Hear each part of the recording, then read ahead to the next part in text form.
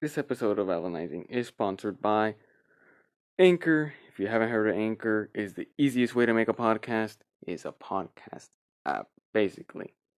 But what are the perks to it, guys? It's free. There's creation tools that will allow you to record and edit your podcast right from your phone or computer. Anchor will distribute your podcast for you so it can be heard on Spotify, Apple Podcasts, and other sites that you listen to your podcast. You can make money from your podcast. It's everything you need to make a podcast in one place, so I recommend getting it even to listening to other podcasts. Let's get on with the episode.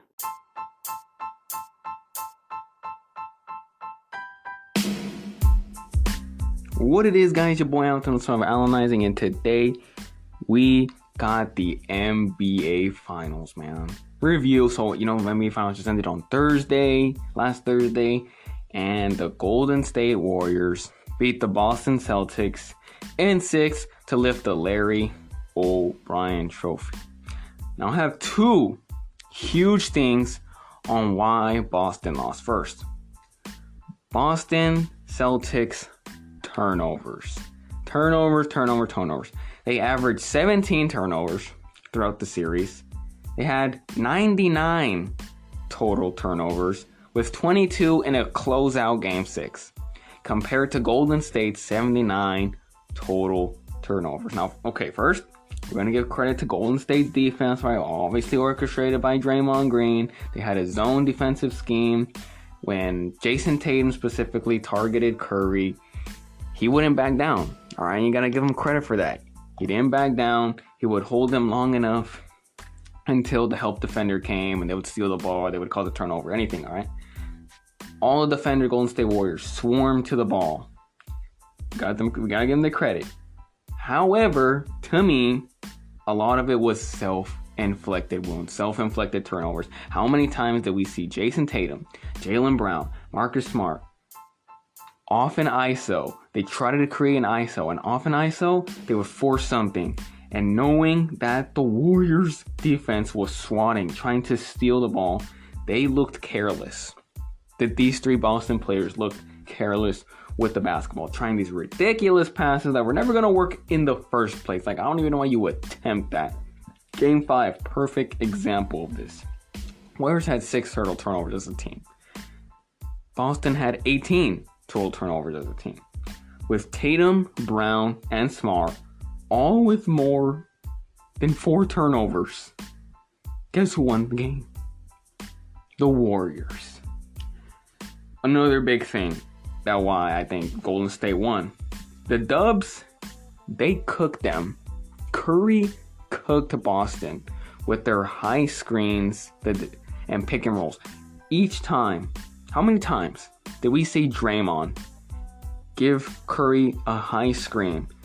And each time, Horford and Robert Williams would play drop coverage on Steph Curry from 30 feet out. How many times did we see that? It was so frustrating to watch because this is Steph Curry, okay? And I'm not a professional basketball player. I don't want to get too much in them. I don't want to criticize if I was an Ime Udoka scheme because I'm not in that realm or I'm not on their level. But I think it's not even if you're professional, like if you just watch basketball and you just see it, that you're giving the best shooter in the world too much space. Why? You want to condense that space so he barely has anything to move, especially against these two big dudes, Horford and Williams, to move so he could at least, if you give him his space, he won't have that much to shoot. He won't have that much time or space to shoot, and you're giving it to him. It was just so frustrating to watch. And those were the two things on why I think the Dubs took the dub versus the Leprechauns over here. But speaking of Curry won his finals MVP, his first one, and it was deserved. All right. In the series, he averaged 31 points, 6 boards, 5 assists, 48% shooting from the floor or from the field, 44% shooting from 3, and 86% from the free throw. Now keep in mind, Game 5, he had a pretty poor game. Okay, a poor game. 16 points, 7 to 22 from the field, 0-9 from 3. 0-9 from 3. Steph Curry shot 0-9 from 3. These are these bad games that players just have. You know, it just happens. All right, this outlier game is the reason why his averages dipped because of this game. All right, if it wasn't for this game, his averages would have been even higher. His shooting percentages even higher. He was carrying the Dubs at certain points. Game 4, he had 43 points, 10 boards for this 6'2" guy, 10 boards, 4 assists, 14 of 26 from the field, 7 out of 14 from the 3. And in the third quarter, I know he had more than 10 points. I don't know the exact number, but I know he had more than 10 points. He just scored 3 after 3 after 3, and it demoralized the Celtics, their fans, and his adversaries. How many times did we just see that over and over and over again? His performances got him that Bill Russell trophy. All right, and he got emotional after the game. And why is this an interesting topic? Because after the game, a lot of people were saying, or reporters asked him about the Finals MVP, and he clapped back at them like a little bit annoyed. He wasn't like mad, but he was annoyed, and he said, "Oh, why are we talking about the Finals MVP? Like, I just won my 4th ring. I'm more happy about that."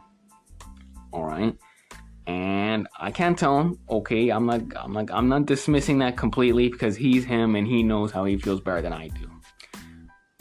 But we all know that's not the full story. We know he's not just fully happy because he won his 4th ring. We know it's because he won his first Finals MVP. Now, like Charles Barkley said, he said it could also got a little bit more emotional to him because, you know, his parents split up this year, and that probably took a toll on him. People are more reporting about that, but I'm not gonna get into that because I don't know the details. That's not my business. But we're mostly gonna stick to the Finals MVP. I'm just saying that his family could be a little factor into this, but sticking to the Finals MVP. If this wasn't so big for you, Curry, why? If it was mostly about winning your 4th ring, how come in your other 3 times that you've won it, you didn't get this emotional? Like in front of us, like after the game, and right after the game, you're crying and everything, huh?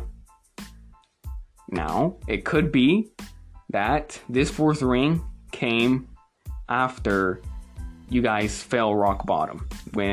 After the 2019 finals, when Klay got injured, Curry was out for a long period of time, Draymond was trying to carry the team, and then he would get injured, and then he would come back, and they were at the bottom of the NBA. And most people were saying that the Warriors are never going to win another championship, and the dynasty is over. And then they got to this point, and they won. That could be a huge factor. I'm not saying it's not. But you cannot tell me that he's heard. He's called himself the petty king, so he's heard. How many people have said Curry needs to win a Finals MVP to defend his legacy? Or he's never going to win one. Or he needs one. He needs this Finals MVP to put himself beyond that. He's heard that. He knows that.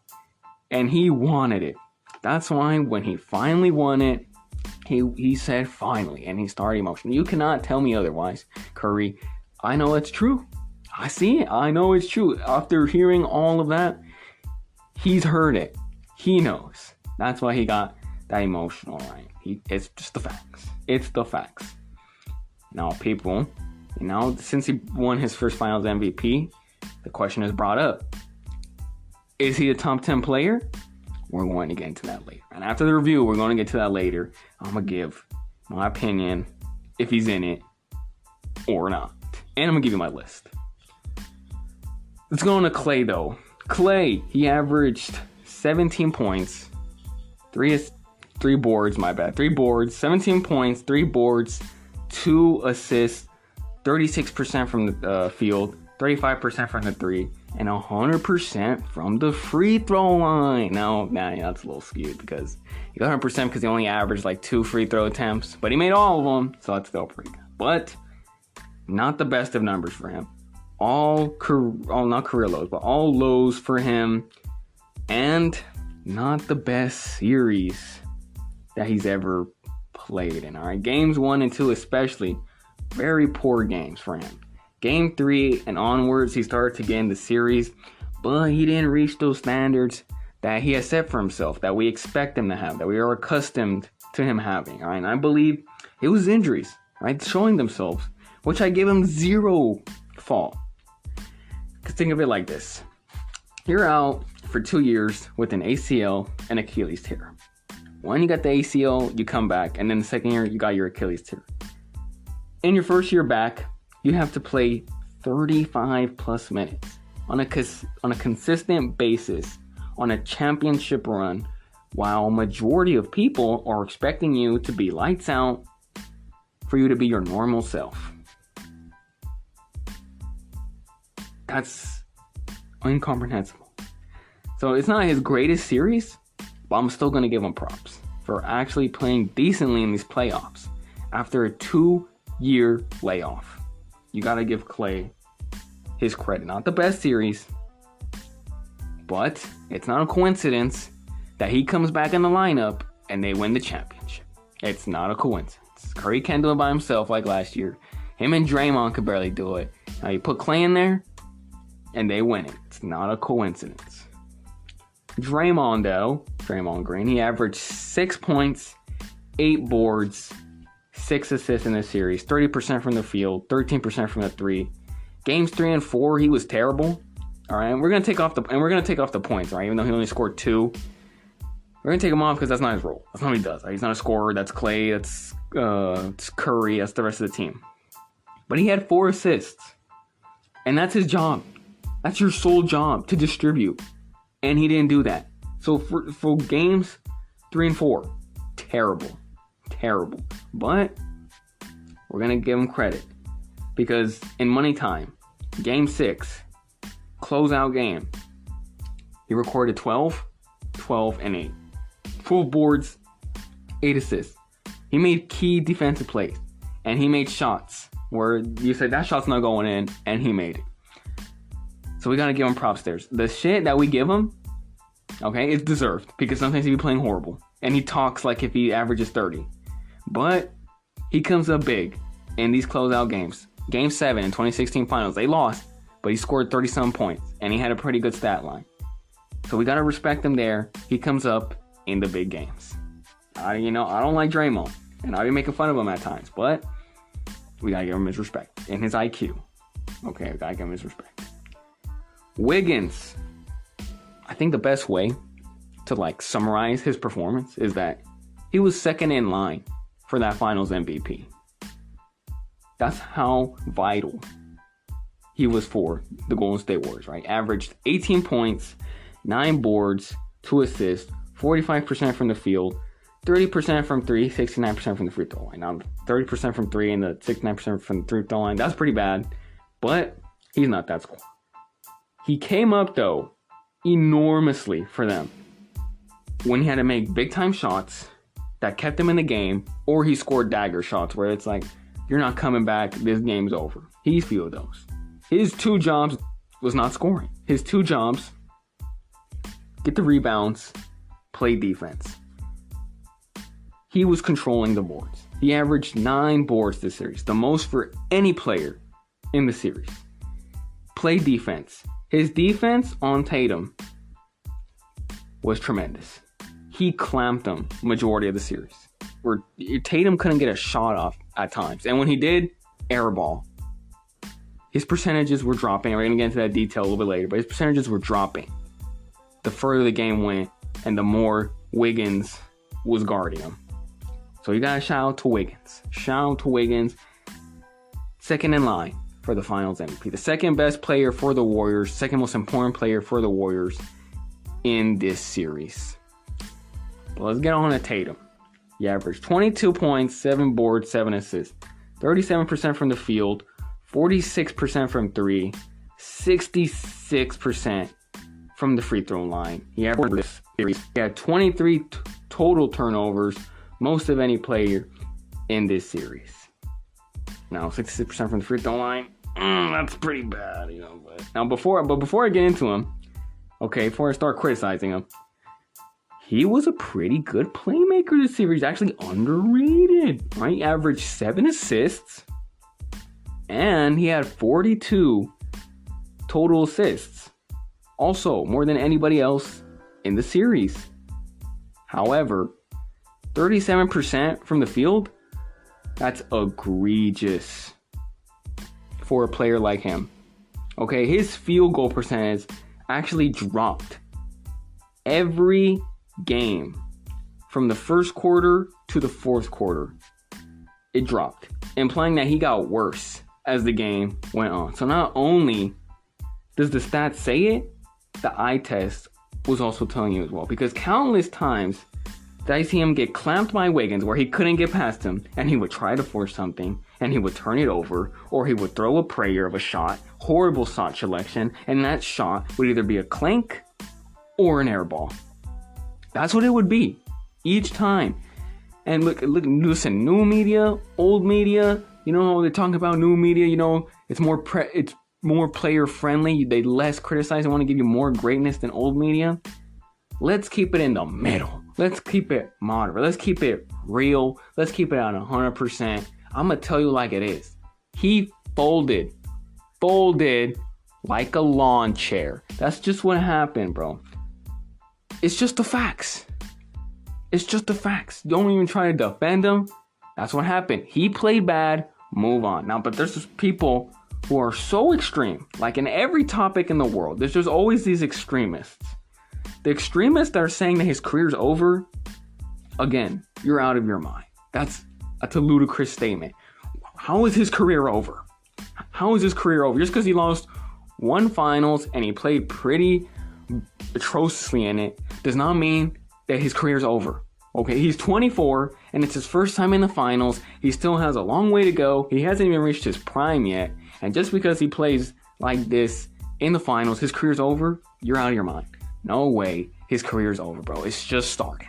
It's just starting. He could bounce back from this. And he could bounce back from this in two ways. One, he'll acknowledge that he played horribly. And he's gonna look at the criticism everyone's giving him, and he could take it in and be like, I'm gonna use this as fuel, as motivation, and he's gonna look at this final series and improve from it and know he has to improve in it. Or he could just take it and be like, well, I'm gonna listen to everyone else says and I'm a bum and I'm gonna just put my head down and be like, oh yeah, my career's over. And if like he says, his idol's Kobe, he follows that Mamba mentality, he's taking the first option. He's going to learn from this, and he's going to come back better. Is he ever going back to the finals? We don't know. He might never go back. But we know that he possibly could. But he might never go back. But his career's not over. Saying that his career's over, that's insane. But whatever. The extreme people, the extreme. Let's see if he bounces back. Jaylen Brown. I picked him to be the X factor in this game, or in the series. He averaged 24 points, 7 boards, 4 assists, 43% from the field, 34% from 3, and 81% from the free throw line. He averaged 3 turnovers. He had 20 total turnovers, second most player in the series. All right, he's the second most in the series. Now, though, Jaylen was the best player for Boston, he also underperformed under pressure. All right, he was forcing things, trying to create his own shot. He would handle the ball poorly and then turn it over. However, without him, they don't win the 2 games they won, especially game 1. He kept them in that game. The Warriors had their third quarters that they always have, that third quarter run that they always have, and they were killing them by like 20 points. He kept them in the game, making big shot after shot after shot, and he ignited the comeback where Al Horford, Marcus Smart, and the rest of the Boston, they couldn't miss a 3. He ignited that. So technically, he was the X factor, and I was technically right there. Okay, but did he like Tatum? He underperformed, and they gotta play better. Marcus Smart, he averaged 15 points, 4 boards, 5 assists, 43% from the field, 41% from the 3, and 75% from the free throw line.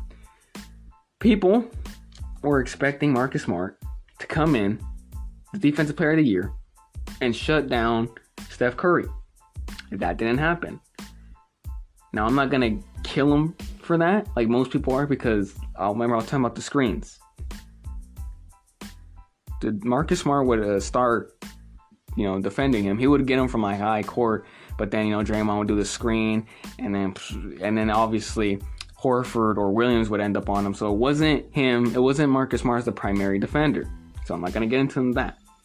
But what I see the criticism is valid, is that people are saying he's not a true facilitator, which is true, because he did not play that. That's not what he was doing. He would just give the ball to Tatum or Brown, and they would do an ISO, like I was saying previously stated, like I was saying earlier, or he would do one too. He would try to dribble, lay up, and do a layup. That's what he would do. He didn't play an appalling series, but he could have done way better in setting up the offense and even being a better defensive player. He did not live up to the defensive player of the year, because he possibly could have been the third best defensive player on the Celtics. And you're the defensive player of the year. So he has to improve as well. But overall, though, I think this finals was a good series. And I was wrong, man. Let me keep it at 110. See, I'll even have reflective of my own, bro. I'm stay objective to myself. I was wrong. I'm going to hold myself accountable. I was wrong. I said Boston in 7. I thought their length, I thought their defensive prowess was going to overwhelm Golden State, and it didn't. Golden State's defense was better than Boston's, and their offense was as well. And they were just a better team. And that's just how it went. Shout out to them. Shout out to my boy Raimundo, bro. He told me after Boston beat Miami in the Eastern Conference Finals. I said, who you picking for Boston and Golden State? He said Golden State because he didn't believe that Jason Tatum, Jaylen Brown, 2 key players were going to show up. He thought they were going to fold. And I was like, I don't see it. And he was right. They folded and they lost. That's how it goes. When your 3 best players, the 3 most important players on your team, they have bad series, you're going to lose. A poor series, you're going to lose. And that's just how it is. That's just how it is. But the question arising that the Warriors won and Curry won his finals MVP, is he a top 10 player? And before I answer that, and before I tell you where I have him, I need to put this on my chest, bro. I seen another overreaction on the internet after he won it. Y'all, the people who say this, y'all are crazy. Y'all are crazy. Saying that Steph Curry is a top 5 player right now, or he's the greatest point guard ever, is an absurd statement. It's laughable. It's laughable. Let's get into it. First, he's not in the top 5. I'm going to address that, why he's not in the top 5. Then I'm going to address why he's not the greatest point guard ever. He's not in the top 5 yet. And I say yet because he still has a way to go and he could possibly reach it. Okay? But first, why is he not in the top 5? Defensive accolades. The players that I have in my top 5, which is Kobe, Kareem, Magic, LeBron, Jordan, all known as exceptional defensive players. The only one I give you is Magic, possibly. Magic, he didn't have the defensive accolades that the rest of them have, but 6'9", 200 pounds, when he wanted to play defense, you can see the eye test, he was a better defensive player than Curry. That's just the facts. Okay? He was still good. But, and if we're going to leave it like that. Number 2, Curry just won his first finals MVP. Calm the brakes. Okay, most of the guys in the top 10, let alone, actually the top 5, let alone top 10, have multiple finals MVP. Kobe, 2. Kareem or Magic, I think he has 2 or 3. Kareem has 2 or 3. LeBron has his 4. And obviously Jordan has all 6. Multiple finals MVP, and he just won 1. So let's keep it, let's calm down. Calm the brakes. Second, why is he not the greatest point guard ever? Because though he does play point guard and he can pass, that's not his role. Right? His role is not to facilitate offense. That's Draymond for the Warriors. Curry is not even top 50 in assists. Guess who's in front of him? People like Mike. a known scorer is in front of him. People like Kobe Bryant, who's notorious for not passing the ball, is higher than him in the list. He's in the top 50. Kareem, a center, is ahead of Curry in the assists list. If that doesn't tell you anything, I don't know, okay? What Curry is, though, is that he is a hybrid two guard that plays point. That's what he is. He made up his own position. He's the greatest in that position. And his own position, that's what he is. So if you're me, and you judge, or people like me, and you judge point guards by their traditional roles, you don't see Steph as a true point guard. Therefore, he can't be the greatest, which belongs to Magic. The greatest facilitator, the greatest distributor, playmaker in the NBA. He averaged 11 assists for a career. That's the point guard. That's the true point guard. Curry made his own position, a hybrid two guard that plays point, and he's the greatest at that. But don't say he's the greatest point guard ever, because that's not. He doesn't do that. If you look at me, like I said, traditional roles, he's not that. That's just the facts. That's just the facts in it. If you believe that, you just better start watching basketball. You just better start watching basketball because you don't like the historian aspect of the NBA, because if you know basketball, you know Magic's the greatest point guard ever. That's just how it is. That's just how it is. But let's get on to more positive things. Is Curry in the top 10? Yes, he is. I put him in the top 10, and I put him at number 10. And to put someone on the list, you got to take people off. Who did I take off? I removed Hakeem Olajuwon or Will Chamberlain. Now, why I say both of them or them? Because I always switch them off. Usually, sometimes I would have Hakeem at 10, or sometimes I would put Will at 10. I would just switch them off because the resume is so close that I don't know who to put. Okay, so now I'm just going to say remove both of them and put Curry in the 10 spot. Now, I'm going to say why. I'm going to say their accolades and why I replaced them with Curry and everything. All right, so let's get into it. Hakeem.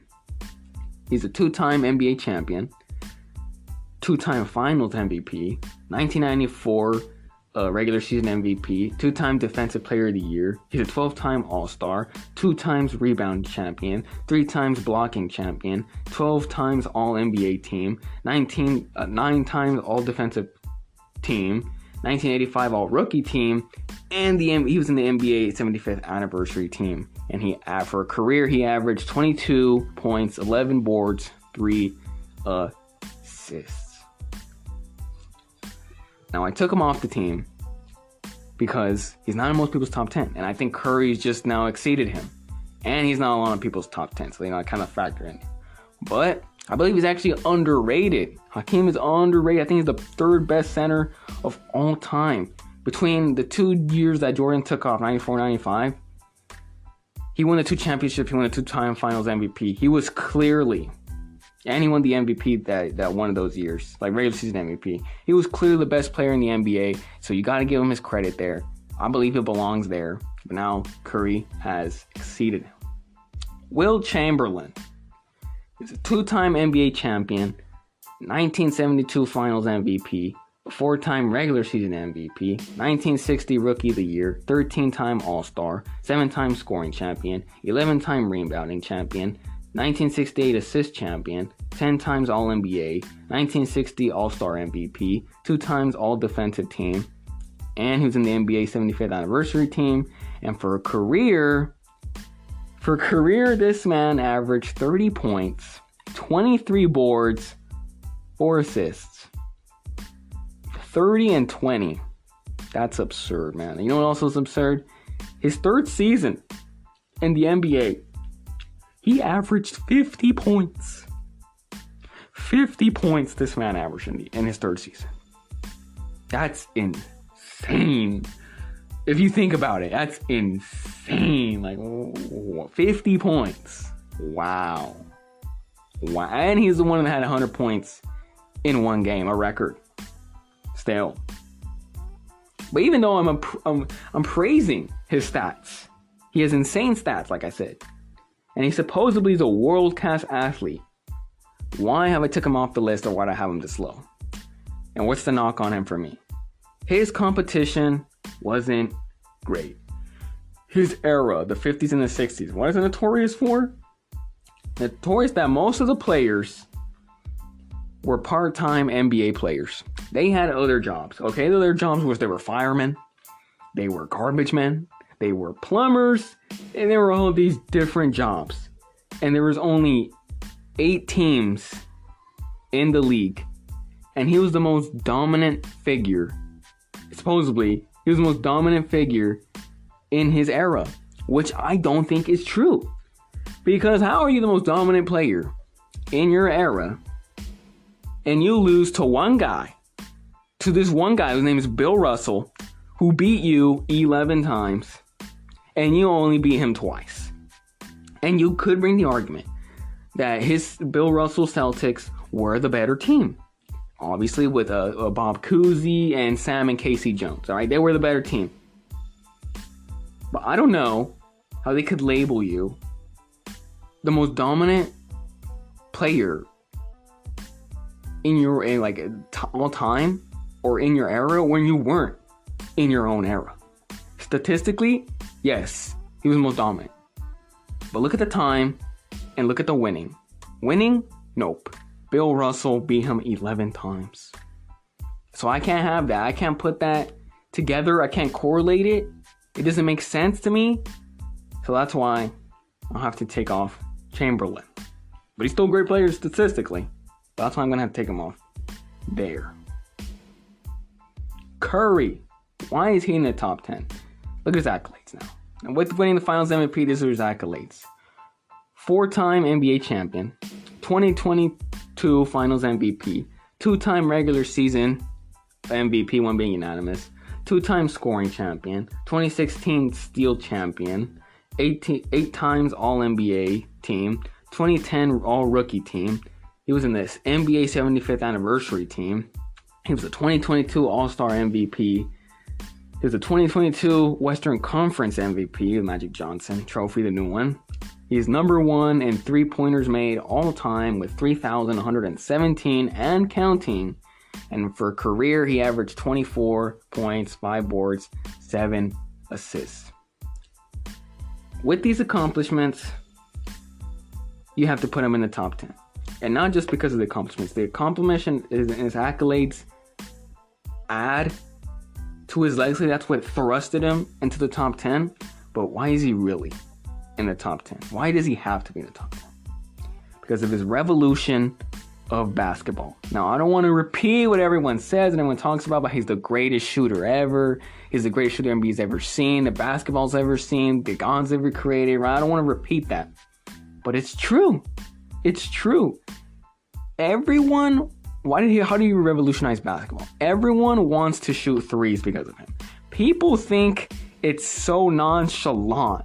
He makes it look so nonchalant shooting threes. Like, it just comes so easy for him that people think it's that easy. And it's not. Okay, he makes these ridiculous shots, and he tries these ridiculous shots time after time that NBA players, let alone regular people, shouldn't try at all at a consistent basis. For a career, he's a 43% three-point shooter. That's what he is. The best shooter ever. Okay, he's manipulated our minds, bro. But when I started getting into basketball, I thought you had to be a great shooter to play point guard. And that's literally one of my arguments I have when I was saying about Magic. Like, a point guard is facilitating, distributing the ball. Jason Kidd was an awful shooter, and he's number 2, I believe, in all-time assists. I thought you had to be a great shooter to play point guard, and I was so wrong. Because this guy has changed the game so much. That's what he's done. So that's why he has to be in the top 10. Because years from now, when they talk about this era of basketball, you have to bring him up. Because he brought this game, this 3-point shooting frenzy. He brought this. And that's why you have to put him in the top 10. And if you don't, it's just undisputed now. He has to be on there. People like Skip, who says he's not on the top 10, he's just hating on him, bro, for all the LeBron stuff and beating him 2016. But he knows. I know for sure he knows. This guy has to be in the top 10, even with all his faults. He has to be in the top 10 for what he's done for the game of basketball.